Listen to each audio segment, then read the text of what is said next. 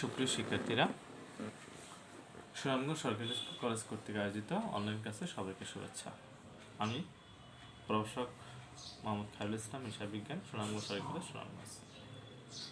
আজকে আমাদের অনলাইন ক্লাসে ধারাবাহিকতা দ্বাদশ শ্রেণীর নগদ প্রবাহ বিবরণ নিয়ে আলোচনা করব। এর আগে আমি নগদ প্রবাহ বিবরণ সম্পর্কে দুইটা ক্লাস নিয়েছি তোমাদের। আজকে নগদ প্রবাহ নিয়ে একটা বিগত সালের কোশ্চেন, পূর্ণাঙ্গ কোশ্চেন সলভ করার মাধ্যমে আমরা হাতে কলমে নগদ প্রবাহ শেখার চেষ্টা করব। এই ক্লাসের মাধ্যমে আমরা নগদ প্রবাহের যে প্রধান তিনটি কাজ, অর্থাৎ পরিচালনা কার্যক্রম থেকে নগদ প্রবাহ, বিনিয়োগ কার্যক্রম থেকে নগদ প্রবাহ এবং অর্থ সংস্থান কার্যক্রম থেকে নগদ প্রবাহ, এই প্রধান তিনটা কার্যক্রম থেকে নগদ প্রবাহ কীভাবে নির্ণয় করে সে বিষয়ে আমরা একটা পূর্ণাঙ্গ ধারণা পাবো। আমি যে কোশ্চেনটা আজকে নিচ্ছি এটা একই সাথে Dhaka board, Jessore board, Sylhet board, অর্থাৎ 2018 সালে সবকটি বোর্ডে এই কোশ্চেনটা এসেছে। সেই কোশ্চেনটা নিয়ে আমি তোমাদের সাথে আজকে আলোচনা করব। তো চলো শিক্ষার্থীরা, আমরা আজকে আমাদের ক্লাস নগদ প্রবাহ বিবরণী চলে যাই।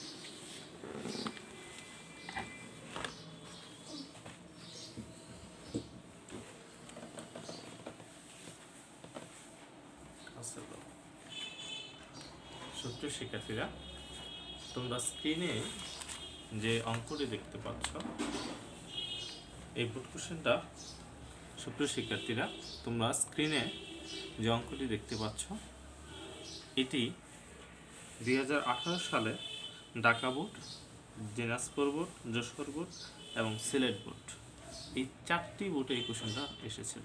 অর্থাৎ এই কোশ্চেনটার গুরুত্ব আমরা সহজে বুঝতে পারতেছি এবং এই কোশ্চেন আমরা নগদ প্রবাহ বিবরণীর তিনটি যে প্রধান অঙ্গগুলি সেগুলি আমরা এই অঙ্কের মাধ্যমে শিখতে পারব।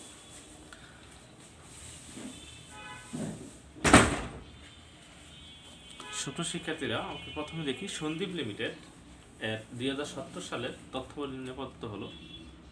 এখানে দেওয়া আছে নগদ শেয়ার ইস্যু থেকে নগদ প্রাপ্তি 47,000 টাকা, নিট মুনাফা 11,000 টাকা, লভ্যাংশ বাবদ প্রদান 6,000 টাকা, প্রাপ্য হিসাবের বৃদ্ধি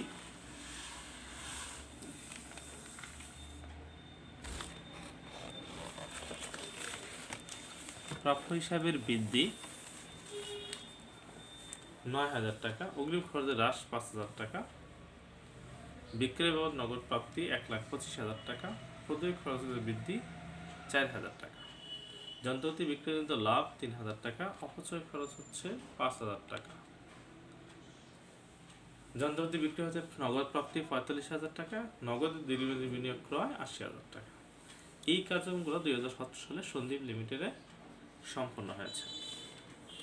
আচ্ছা, এখন আমাদের করণীয় কি?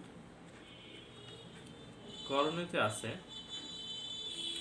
অর্থ সংস্থান কার্যক্রম থেকে নগদ প্রবাহ নির্ণয় করো, বিনিয়োগ কার্যক্রম থেকে নগদ প্রবাহ নির্ণয় করো এবং পরিচালন কার্যক্রম থেকে নগদ প্রবাহ নির্ণয় করো। এই তিনটা কাজ করতে হবে আমাদের। এই তিনটা কাজের উপর 10 মার্ক আমাদের নির্ভর করবে। তাই প্রথমে আমরা আসি অর্থ সংস্থান কার্যক্রম থেকে নগদ প্রবাহ। অর্থ সংস্থান কার্যক্রম নগদ প্রবাহ দেখি। প্রথমে কি অর্থ সংস্থান কার্যক্রম নগদ প্রবাহ আমরা বলতে বলি যে কার্য প্রতিষ্ঠানের মূলধন বৃদ্ধি এবং মূলধন হ্রাসের সাথে যেসব অর্থ রিলেটেড সেগুলো হচ্ছে অর্থ সংস্থান কার্যক্রম। আমরা যদি সহজ কথায় বিনিয়োগ এবং অর্থ সংস্থান কার্যক্রমকে পৃথক করি তাহলে যে জিনিসটা আমরা শিখবো, অর্থাৎ এটা ধরা খুব কঠিন যে কোনটা বিনিয়োগ কার্যক্রম থেকে নগদ প্রবাহ, কোনটা অর্থ সংস্থান কার্যক্রম থেকে নগদ প্রবাহ। এটা সহজ সমাধান হচ্ছে বিনিয়োগ অর্থ সংস্থান কার্যক্রম থেকে নগদ প্রবাহ হচ্ছে প্রতিষ্ঠানের মালিকানা সত্ত্ব হ্রাস এবং বৃদ্ধির সাথে জড়িত। প্রতিষ্ঠানের মালিকানা সত্ত্ব হ্রাস ও বৃদ্ধির সাথে জড়িত।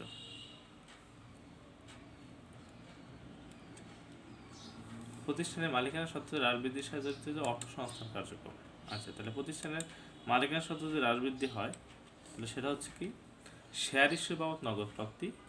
তাহলে এটা কার প্রতিষ্ঠানের টাকা আসছে, অর্থাৎ শেয়ার ইস্যু করে নগদ প্রাপ্তি হয়েছে, কারণের মালিকানা সত্ত্ব বাড়ছে, তাহলে সেটা হবে যোগ, পরে লভ্যাংশ প্রদান মানে মালিকানা সত্ত্ব কমে গেছে, কারো প্রতিষ্ঠানতে নগদ টাকা চলে গেছে, মাইনাস। তাহলে পরিচালনা কার্যক্রম থেকে নগদ প্রবাহ অর্থ হচ্ছে 47,000 থেকে 41,000 বিয়োগ 6,000 টাকা বিয়োগ করে থাকে 41,000 টাকা।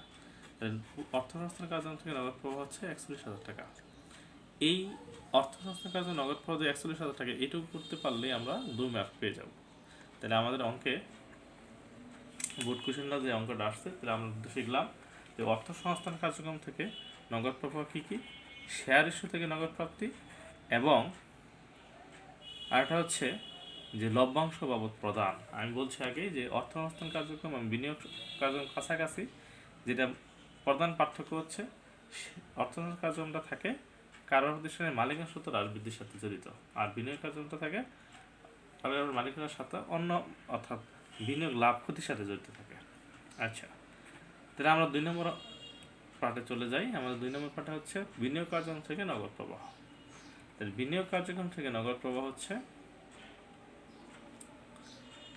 বিনিয়োগ কার্যক্রম নগদ প্রবাহ ভূমি বিক্রয় বাবদ নগদ প্রাপ্তি, অর্থাৎ এটা কারোর উদ্দেশ্যে বিনিয়োগ করছিল, ভূমি কিনছিল, এটা মালিকানার সত্ত্বের সাথে জড়িত নয়, বিধায় এদের বিনিয়োগ কার্যক্রম থেকে নগদ প্রাপ্তি হচ্ছে কি বিনিয়োগ কার্যক্রম 1,25,000 টাকা। যন্ত্রপাতি বিক্রয় থেকে নগদ প্রাপ্তি, এটা স্থায়ী সম্পত্তি বিক্রি বাবদ অথবা স্থায়ী সম্পত্তি অথবা যন্ত্রপাতি এমনি বিক্রি করতে লাভ হয়েছে, এটা এক ধরনের বিনিয়োগ, এই 45,000 টাকা। নগদের দীর্ঘমেয়াদী বিনিয়োগ ক্রয় করছে, নগদ টাকা চলে গেছে, নগদ টাকা চলে গেলে বিয়োগ হয়, অর্থাৎ টাকা আসলে যোগ, টাকা চলে গেলে বিয়োগ। তাহলে আমার 1,25,000 যোগ 45 1,70,000 থেকে 80,000 টাকা বাদ দিলে থাকে 90,000 টাকা, অর্থাৎ বিনিয়োগ কার্যক্রম থেকে নগদ প্রাপ্তি হচ্ছে আমার 90,000 টাকা। তাহলে আমরা এইটুকু করতে পারলে আমাদের 4 মার্ক এসে যাবে। এটা প্রথম আমরা শিখলাম অর্থ সংস্থানের কার্যক্রম, তারপর শিখলাম আমরা বিনিয়োগ কার্যক্রম থেকে নগদ প্রবাহ। এখন আমরা শিখব পরিচালন কার্যক্রম থেকে নগদ প্রবাহ। আমি আগেই বলেছি পরিচালনা কার্যক্রম হচ্ছে চলতি সম্পত্তি হ্রাস, চলতি সম্পত্তি বৃদ্ধি, চলতি দায় হ্রাস, চলতি দায় বৃদ্ধি এর সাথে রিলেটেড, আর নিট মুনাফার সাথে মিলকরণের সমন্বয় করতে হয়। আমরা 4টে করেছি। তাহলে এখন আমরা দেখি বিনিয়োগ কার্যক্রম থেকে নগদ প্রবাহ, পরিচালনা কার্যক্রম থেকে নগদ প্রবাহ। তাহলে পরিচালনা নগদ প্রবাহ কীভাবে পরিচালনা নগদ প্রবাহ, নিট মুনাফা দেওয়া আছে অঙ্কে 11,000, নিট আয়ের সাথে মিলকরণ সমন্বয় করতে হবে কি কি, যে অনগদ খরচগুলা, যে সমস্ত খরচ নগদ টাকা রিলেটেড না, নগদ টাকা রিলেটেড না বলতে বোঝায় যখন হয় তখন নগদ টাকা যায় না, এই অর্থে অনগদ খরচ আর কি। অপচয় খরচ হয়েছে 5,000 টাকা, যন্ত্রপাতি বিক্রি কিন্তু লাভ হয়েছে 3,000 টাকা। এগুলো হচ্ছে মিলকরণের সমন্বয়। তাহলে কি কি, অপচয় খরচ, তারপর আছে তোমার যন্ত্রপাতি বিক্রি কিন্তু লাভ, প্রাপ্য হিসাবের বৃদ্ধি, আমি আগেই বলছি চলতি সম্পত্তি বৃদ্ধি পাইলে বিয়োগ, চলতি সম্পত্তি হ্রাস পাইলে যোগ। তাহলে চলতি সম্পত্তি বৃদ্ধি পাইছে, প্রাপ্য হিসাবে বৃদ্ধি 9,000 টাকা। অপরদিকে অগ্রিম খরচের হ্রাস, অর্থাৎ অগ্রিম খরচ হ্রাস পাইছে মানে কি, চলতি সম্পদ হ্রাস পাইছে, চলতি সম্পদ হ্রাস পাইলে যোগ, এই 5,000 টাকা যোগ হয়েছে। প্রদেয় খরচের বৃদ্ধি, চলতি দায় বৃদ্ধি পেলে যোগ, চলতি দায় হ্রাস পেলে বিয়োগ। তাইলে অঙ্কে 5,000 টাকা যোগ 5,000 10,000 যোগ 4,000 14,000 টাকা প্লাসের, মাইনাসের হচ্ছে 3,000 টাকা, আর 9,000 টাকা 12,000 টাকা মাইনাসের, থাকে আমার প্লাসের 2,000 টাকা। তাহলে পরিচালনা কার্যক্রম থেকে নগদ প্রবাহ হচ্ছে 13,000 টাকা। তাহলে আমরা অঙ্কে 3টা পার্ট শিখলাম। একটা পূর্ণাঙ্গ বোর্ড কোশ্চেন সলিউশনের মাধ্যমে কীভাবে নগদ প্রবাহ নির্ণয় করে আমরা তা শিখলাম। এখানে এই অঙ্কটা হচ্ছে যেহেতু 4টা বোর্ডে একইবার এসেছে, অঙ্কটা গুরুত্বপূর্ণ, তোমরা বাসায় প্র্যাকটিস করবে। তো যে জিনিসটা খেয়াল করবে সেটা হচ্ছে তোমার বিনিয়োগ কার্যক্রমের সময় চলতি সম্পত্তি, চলতি দায়, পরিচালনা কার্যক্রমের সময় চলতি সম্পত্তি, চলতি দায় বিবেচনা করবে। বিনিয়োগ কার্যক্রমের সময় কোনো মালিকানা সত্ত্ব ব্যতীত যেসব বিনিয়োগ, সেগুলো হচ্ছে বিনিয়োগ কার্যক্রম। আর অর্থ সংস্থান কার্যক্রমের সাথে যে রিলেটেড, সেটা হচ্ছে লভ্যাংশ প্রতিষ্ঠানের মালিকানা সত্ত্ব হ্রাস বৃদ্ধির সাথে যেসব লেনদেন হয়, সেগুলো মূলত অর্থ সংস্থানের সাথে রিলেটেড। তো সুপ্রিয় শিক্ষার্থীরা, আমরা এই ক্লাসের মাধ্যমে একটা নগদ প্রবাহ অঙ্কের পূর্ণাঙ্গ অঙ্ক শিখলাম। আশা করি তোমরা বাসায় প্র্যাকটিস করবে এবং একটা পূর্ণাঙ্গ অঙ্ক শিখতে পারবে। নগদ প্রবাহ বিবরণী গুরুত্বপূর্ণ ফিনান্স অ্যান্ড ব্যাংকিংয়ে প্রথম পত্র আছে এবং হিসাব বিজ্ঞান দ্বিতীয় পত্র আছে। অর্থাৎ একটা চ্যাপ্টারই যেটা করলে আমরা বিষয় লাভবান হবে এবং বিষয় নম্বর আনসার করতে পারবো।